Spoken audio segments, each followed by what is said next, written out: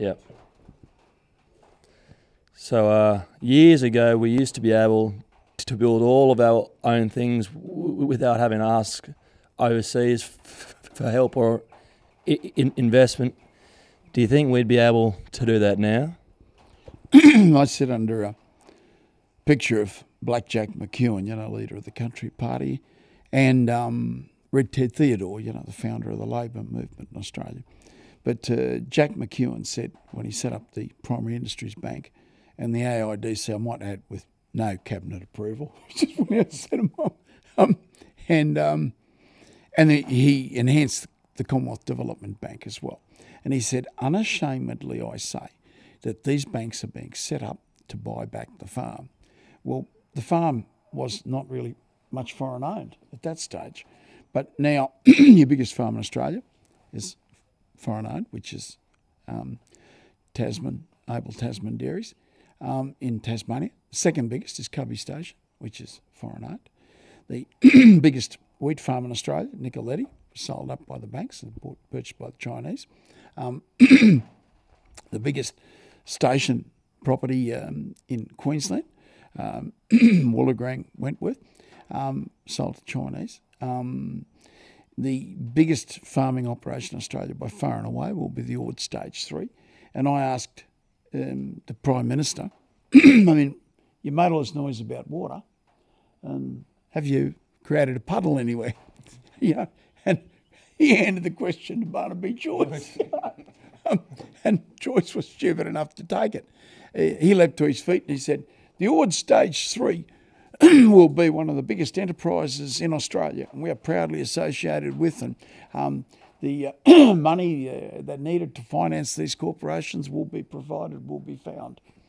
It was Chinese. It's not Australian. And it goes to a port which is owned by the Chinese. I am sure the trucks that take the produce there will be owned by the Chinese. I mean, so we're going to take the 5,000 million for Northern Development and give it to, and standing beside the ministers when they announced the 5,000 million was Mr. Wilmer, that owns the sugar industry, foreign corporation. Standing beside him was Mr. JBS Swift, who owns the meat processing industry, foreign-owned corporation, and Mr.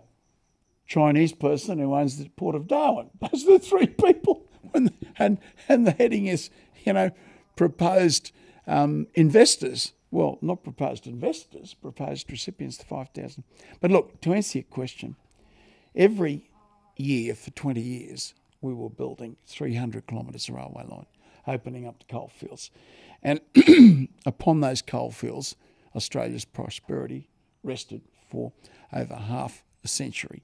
And even in our torn down, depressed state in the coal industry, we are still by far and away the biggest, with the exception now of iron ore, the coal industry.